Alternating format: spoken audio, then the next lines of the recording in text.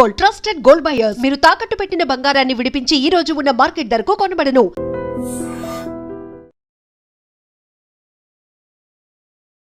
నమస్తే అమ్మా. నమస్తే తల్లి. అమ్మ, మన పిఎం నరేంద్ర మోడీ గారు మనకి హైదరాబాద్ వచ్చినప్పుడు ఒక బహిరంగ సభలో కొన్ని సూచనలు చేశారమ్మా. అవునమ్మా. మనకి సోషల్ మీడియాలో కానీ ఎలక్ట్రానిక్ మీడియాలో మొత్తం హాట్ టాపిక్ అయిపోయింది. బంగారం కొనకండి, ఒక పోస్ట్ పోన్ చేసుకోండి, కొనాలి అనుకునే లెక్కైనా కూడా కాస్త ఆగండి, ఆలోచించండి అనేసి. దీని మీద అసలు రకరకాల మాటలు వింటూ ఉన్నాము సోషల్ మీడియాలో అయితే, ఇంకా చెప్పనవసరమే. అవునమ్మా. ఎందుకు అంత అంటే కొనద్దు, ఆగండి అనేదాకా ఎందుకు చెప్పవలసి వచ్చింది అంటారు? దీని వెనకాల ఆంతర్యం ఏమై ఉండొచ్చు అంటారు? అమ్మ, బంగారం ఒకటే కాదమ్మా, చాలా విషయాల్లో జాగ్రత్త పడమని చెప్పారు. అవును. మనం గ్యాస్ వాడకం కానీ, పెట్రోల్ వాడకం కానీ తగ్గించమన్నారు. అలాగే నూనెలు కూడా విదేశాల నుంచి దిగుమతి చేసే నూనెలు తగ్గించుకోమని చెప్పారు. అవునా? ఇవి ఎందుకు చెప్పాల్సి వచ్చింది? తిండి తినడం మానమనలేదే, పళ్ళు తినడం మానమనలేదే, కూరలు మానమనలేదే, ఆహారం మానమనలేదే, ఇవేం కాదే, బట్టలు కొనుక్కోవడం మానమని చెప్పలేదే. అంటే ఏమిటి? ఇవన్నీ మన దేశంలో తయారయ్యేవి, సమృద్ధిగా ఉన్నాయి, ఇవన్నీ వాడుకుంటాం. విదేశాల నుంచి తెచ్చేటటువంటివి ఏవైతే ఉన్నాయో వాటిని తగ్గించుకోమన్నారు. ఎందువల్ల అంటే విదేశీ మారక ద్రవ్యం ఏదైతే ఉందో అది మనం జాగ్రత్త పెట్టుకోవాల్సిన అవసరం ఉంది. ప్రపంచంతో ఏ వ్యవహారం నడపాలన్నా ఏం జరుగుతుంది? ప్రపంచమంతా అంగీకరించేటటువంటి మానిటరీనే వాడుకోవాలి, మనీనే వాడాలి. అది ప్రస్తుతం ఏదుంది అంటే డాలర్ ఉంది, యూరో ఉంది. మరి వాటితో పోల్చుకున్నట్టయితే మన రూపాయి వాల్యూ తగ్గుతోంది కదా. అవును. ఎందుకు తగ్గుతోంది? మనం అక్కడి నుంచి దిగుమతి చేసుకునేవి ఎక్కువైనాయి, మన ఎగుమతులు తక్కువైనాయి. విదేశీ మారక ద్రవ్యం ఎప్పుడైతే తగ్గుతుందో మన దగ్గర, అప్పుడు ప్రపంచ ఆర్థిక ఇండెక్స్ ఏదో ఉంటుందే, మనదేదో 5వ స్థానం నుంచి 4కు వచ్చాం, 3 మన టార్గెట్, 3 రీచ్ అవ్వబోతున్నాం అన్న సమయంలో యుద్ధాలు వచ్చాయి. ఈ యుద్ధాల కారణంగా అనేక రకాలైనటువంటి ఇబ్బందులు కలిగాయి. ఈ యుద్ధం రావడానికన్నా ముందే యుక్రెయిన్ రష్యా యుద్ధ సమయంలోనే మనం రష్యా నుంచి ట్రంప్ అనేక రకాలైన పన్నులు మన మీద విధించినా ఏం చేసినా ఆయిల్ తెచ్చుకుని జాగ్రత్త పెట్టుకున్నాం. 60 రోజులకు సరిపడినటువంటి ఆయిల్ మన దగ్గర ఉంది, పెట్రోల్ అదీను కదా. మరి అట్లా జాగ్రత్త పడ్డప్పుడు అప్పుడు విమర్శించిన వాళ్ళు ఉన్నారు. తప్పనిసరిగా దేన్నైనా విమర్శిస్తారు. అలా చెప్పినటువంటి దాంట్లో జాగ్రత్తగా వాడుకోమని చెప్పారు అంతే. పరిస్థితులు బాగుండనప్పుడు మీకెవరికీ తెలియకపోవచ్చు. మా చిన్నతనంలో కొన్ని చూసాం, మా పెద్దవాళ్ళు చెప్తుంటే కొన్ని విన్నాం మేము. యుద్ధం రోజుల్లో, ఆ రోజుల్లో గ్యాస్ ఇంత ఉండేది కదా, కిరసనాయిలు చాలా జాగ్రత్తగా వాడుకోమని 6 గంటలకల్లా భోజనాలు చేసి కిరసనాయిల దీపాలు వెలిగించుకోకుండా అతి తక్కువ దీపాలతో గడిపామని చెప్పిన రోజులు ఉన్నాయి. అవునా కదా. మా చిన్నతనంలో పంచదారకి చాలా రేషన్ ఉండేది. పంచాయతీ ఆఫీసుల నుంచి రేషన్ తెచ్చుకోవాలి. ఏదో మనకి 2 కిలోలు అంటే వాడు 750 గ్రాములే వాడు కిలో లెక్కని ఇచ్చేవాడు. గట్టిగా మాట్లాడితే అది దొరకదు. అంచేత పంచదార చాలా తక్కువ వాడుకుని ఎవరింట్లో ఉన్న పంచదారతో స్వీట్ చేసుకుంటే అది వాళ్ళు చాలా ధనవంతుల కింద లెక్క ఉండేది. మా చిన్నతనంలో కూడా ఇట్లా యుద్ధ పరిస్థితుల్లో ఎగుమతి దిగుమతుల సమస్య ఉంటుంది. ఎగుమతికి మనకు సమస్య లేదు, కానీ దిగుమతుల్లో సమస్య వచ్చినప్పుడు మనం జాగ్రత్త పడాలని చెప్పి అనేక విషయాలు చెప్పారు ఆయన. బంగారం దగ్గరికి వచ్చేప్పటికి అందరికీ చికాకు వస్తుంది. ఎందుకంటే చాలా పెద్ద మార్కెట్ మంది బంగారం కానీ మనం కొనడం తగ్గించినట్టయితే ఇక్కడ ఉన్నటువంటి వ్యాపారస్తులు, బంగారం వ్యాపారస్తులకు చాలా నష్టం, అందులో అనుమానం ఏం లేదు. 100కి 150 పాళ్ళు వాళ్ళకి నష్టం. కానీ విషయం ఎందుకు చెప్పారంటే మనకి మన దేశంలో తయారయ్యేటటువంటి బంగారం మనం వాడే దాంట్లో 4% మాత్రమే మన దేశంలో తయారవుతుంది. అంతకన్నా దరిదాపుల్లో 40%కి పైనే అనుకుంటా, సరిగ్గా నాకు సంఖ్య గుర్తులేదు. అంత మనం విదేశాల నుంచి దిగుమతి చేసుకుంటున్నాం. విదేశాల నుంచి దిగుమతి చేసుకుంటున్నాము అంటే అర్థం ఏమిటి? విదేశీ మారక ద్రవ్యం ఖర్చు పెడుతున్నాం. దానివల్ల ఏమవుతుంది? మన రూపాయి విలువ తగ్గుతోంది. మరి ఈ మాట ఎందుకు మాట్లాడలేదు? రూపాయి విలువ తగ్గకూడదు, బంగారము కొనుక్కోవాలి. ఈ బంగారం కొనేది ఎవరు కొంటున్నారు చెప్పండి అమ్మా. బాగా డబ్బున్న వాళ్ళు పెట్టుబడి కోసం కొంటున్నారు. మధ్యతరగతి దిగువ మధ్యతరగతి వాళ్ళు ఎందుకు కొంటారు? అత్యవసరమైనటువంటివి కొన్ని మన సంప్రదాయం ప్రకారం మనకు అలవాటు గనక ఇది ఉండాలని చెప్పారు గనక తప్పనిసరిగా కొంటారు. నిజానికి ఉండాలి కూడా. ఇంత బంగారం అయినా శరీరం మీద ఉండాలని చెప్తారు. అవును, అది ఆరోగ్యానికి మంచిది, వ్యక్తిత్వానికి మంచిది అని. అంతకు మించి అధికంగా ఉండకపోయినా పర్వాలేదు. కానీ ఒక మాట అడుగుతాను, చెప్పండి అమ్మా, ఇంతంత బంగారం కొంటున్నారు కదా ఒక్కొక్కళ్ళును, ఈ కొంటున్నటువంటి బంగారం అంతా ఎక్కడ అలంకరిస్తున్నారు? లాకర్లలో కదా, లాకర్లను అలంకరిస్తున్నారు. ఒంటి మీద ఎంత పెట్టుకుంటున్నారు?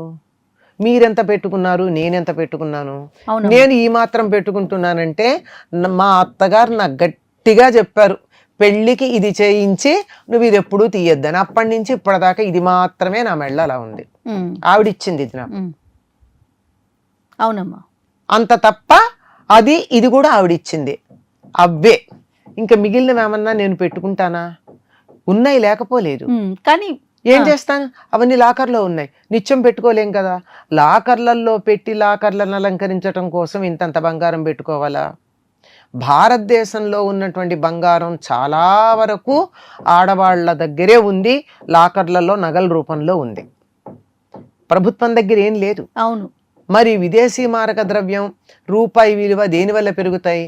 ప్రభుత్వం దగ్గర ఉన్నటువంటి బంగారపు నిల్వల వల్ల పెరుగుతాయి. అందుకే గోల్డ్ బాండ్స్ అని రకరకాల ప్రయత్నాలు చేయలేదా అమ్మా? ఇందిరాగాంధీ గారు ఉన్నప్పుడు కొన్ని ప్రయత్నాలు చేశారు, మొరార్జీ దేశాయ్ గారు ఉన్నప్పుడు కొన్ని ప్రయత్నాలు చేశారు. మన దేశం యొక్క ఆర్థిక వ్యవస్థ మెరుగుగా ఉండడానికి, ఉన్నదాన్ని చూపించుకోవడానికి కూడా మనకి ఈ బంగారమే ఆధారం అవుతుంది. మన దగ్గర ఎంత బంగారం ఉందో దాన్ని బట్టి కదా మన రూపాయి విలువ పెరిగేది. అందుకే ఎక్కడెక్కడో మనం ఇంతకు ముందు కుదవబెట్టినటువంటి బంగారాన్ని కూడా ఒక 2 ఏళ్లుగా తెచ్చేసుకున్నాం కదా చాలా వరకు. కొన్ని టన్నుల బంగారం తెచ్చి మన దగ్గర బంగారం విలువలు పెంచుకున్నాం. అందువల్ల రూపాయి విలువ పైనుంచి ఇలా కిందకి పడిపోయేది, కొంచెం నెమ్మదిగా పడటం మొదలుపెట్టింది. అందువల్ల చెప్పారు, ఇప్పుడు బంగారం అత్యవసరమైతే తప్ప కొనకుండా ఉండడం అన్నది ఎవరికి సంబంధించినటువంటి విషయం? ఇవాళ కొత్తగా రోజు కూలి పెళ్లి చేసుకునే సందర్భంలో భార్యకి మంగళసూత్రం కొనడానికి వెడితే అది అభ్యంతరంగా చెప్పేదేం కాదు. అవును, సరదాగా కొన్న చీరని బట్టి చీర మీదకి కొత్త నగ పెట్టుకోవాలనేటటువంటి వ్యామోహంతో కొనేవాళ్ళు ఉన్నారే, వాళ్ళకి లాకర్లు ఎన్ని చాలవమ్మ. బ్యాంకులో ఎన్ని లాకర్లు ఉంటాయో, ఎన్ని నగల సెట్లు ఉంటాయో, అటువంటి వాళ్ళని ఉద్దేశించి చెప్పి ఉంటారో అని నేను అనుకుంటున్నా. ఒక మధ్యతరగతి, దిగువ మధ్యతరగతి వాళ్ళ మీద ఇది పెద్దగా ప్రభావం చూపిస్తుంది అనుకోను. వాళ్ళప్పుడు మనం ఏదైతే మీరు అంటున్నట్లుగా కొన్ని సాంప్రదాయాలు చేసేటప్పుడు కొన్ని కార్యక్రమాలకి మనకు బంగారం తప్పనిసరి. వారికి ఎలాంటి ఆంక్షలు ఉండుండకపోయి ఉండొచ్చేమో. తగ్గించుకోమన్నారు కానీ కొనకూడదు పెట్టలేదు. మీరు మీ అంతటి మీరు ఆలోచించండి అన్నారు తప్ప, మీరు కొంటే జైల్లో పెడతాం, అది కొనడం అన్నది శిక్షార్హం, నేరం అని అనలేదే. ఆలోచించుకోండి. దేశానికి మేలు చేయాలని రకరకాలుగా ఆలోచిస్తారు. ఒకప్పుడు మనకు ఆహార పరిస్థితి సరిగ్గా లేదు మన దేశంలో. ఈ గ్రీన్ విప్లవం వచ్చిన తర్వాత మనం స్వయం సమృద్ధంగా ఉన్నాం. హరిత విప్లవం తర్వాత. అంతకు ముందు ఏమిటి, మనం ఇక్కడి నుంచి తెచ్చుకునే వాళ్ళం, గోధుమలు విదేశాల నుంచి తెచ్చుకోవడాలు అవి ఉన్నాయి. సరే, అది ఆ కారణంగానే మనకి డయాబెటీస్ స్కేల్ మారడం అవన్నీ జరిగాయి అనుకోండి. అవంతా చాలా కుట్ర. లాల్ బహదూర్ శాస్త్రి గారు ఏం చెప్పారు? ఒక పూట భోజనం మానేయమని చెప్పారా లేదా? మీరంతా పసిపిల్లలు అయ్యి ఉండాలి అప్పటికి. ఒక పూట ఎందుకు మానేయాలి అంటే, ఒక్క పూట నేను ఆహారం తీసుకోకపోతే అసలు వారమంతా భోజనం అంటే వారానికి ఒక పూట, వారమంతా భోజనం లేనటువంటి వాళ్ళకి ఆహారం దొరుకుతుంది అని. వారంలో ఒక్క పూట మానేమన్నారమ్మా. సోమవారం పూట ఆయన లాల్ బహదూర్ శాస్త్రి పరిపాలన చేసే రోజులో సోమవారం సాయంకాలం అందరూ భోజనాలు చేయడం మానేశారు. అంటే ఒక్క పూట, నేను వారానికి ఒక్క పూట మానేయడం వల్ల సరే నా ఆరోగ్యం బాగుపడుతుంది, అది వేరే మాట. కానీ దానివల్ల నా ఆహారం ఏదైతే ఉందో అది ఇంకొకళ్ళకి ఆహారంగా ఉంటుంది అని. గాంధీజీ గారు ఏం చేశారు? తనేదో మేకపాలు పల్లీలు తిని ఆహారం ఇతరుల కోసం అని చెప్పి తక్కువ బట్ట ఎందుకు కట్టుకున్నాడు?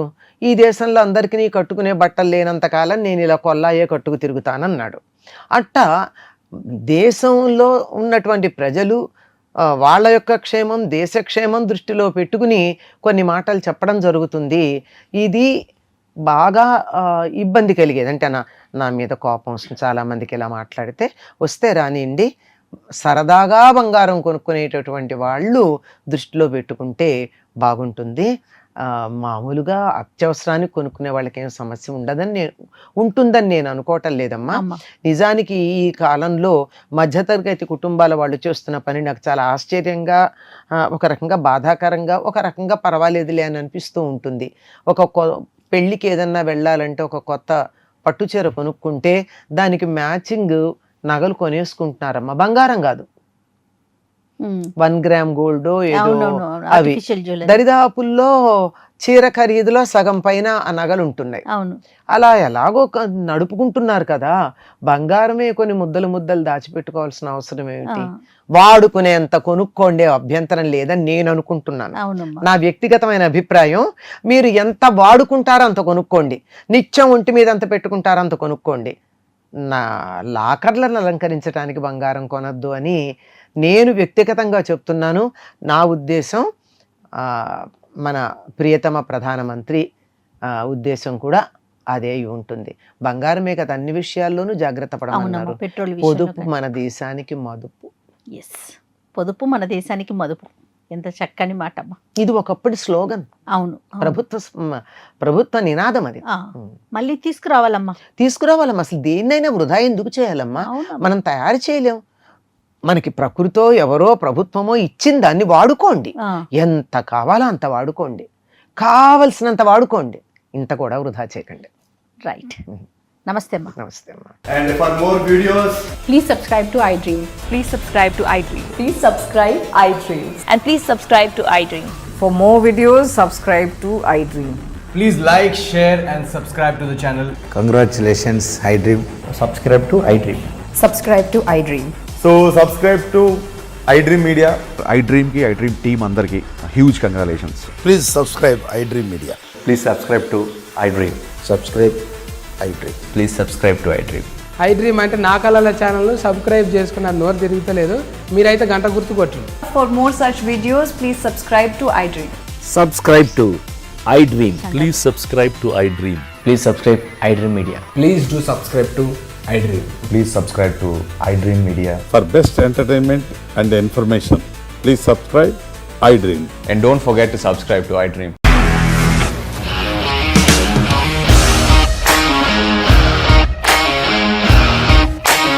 ఇండస్ట్రీలో కమిట్మెంట్ ఇష్యూస్ వస్తే నీకు కూడా వచ్చినట్టు మార్నింగ్ తీసుకెళ్ళాలంటే కొట్టి పడేస్తాడు.